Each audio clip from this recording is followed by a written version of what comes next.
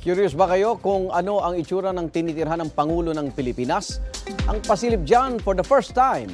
Sa unang balita ni Jonathan Andal. Ito ang tinitirhan ng Pangulo sa loob ng Malacanang Park.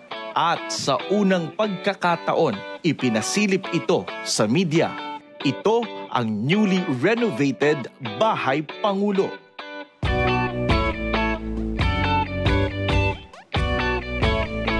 Pagpasok pa lang sa gate ng compound, para ka nang nasa bakasyon.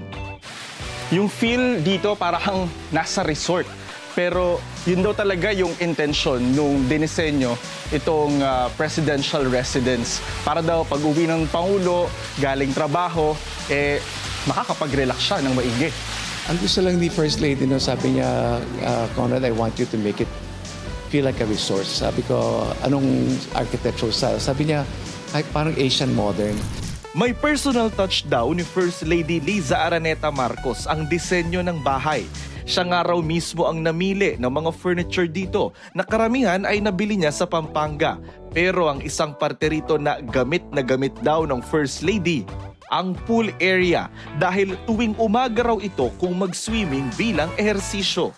Pati ang Pangulo regular din daw mag-workout sa sarili niyang home gym na may cardio machine at weights.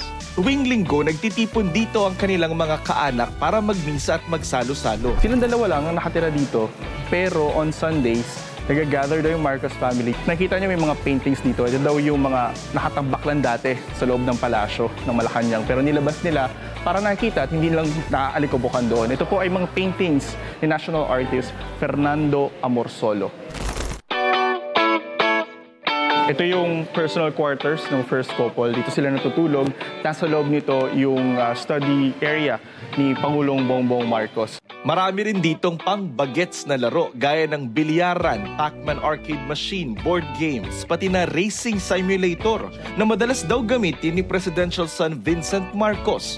Overlooking dito ang palasyo ng Malacanang na ang pumapagitna ay Pasig River.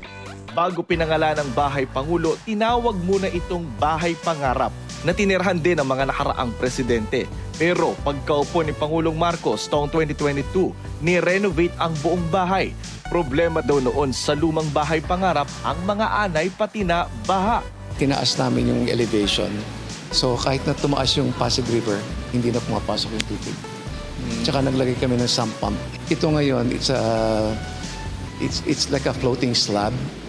Kaya hindi, kahit na gumalaw yung lupa, hindi galaw yung slab nito. Sa tibay daw ngayon ng bagong disenyo ng Bahay Pangulo, kaya na nitong tumagal ng 20 to 50 years na ipapasa nila sa mga susunod na Pangulo. Itong unang balita sa Malacanang, Jonathan Andal para sa GMA Integrated News.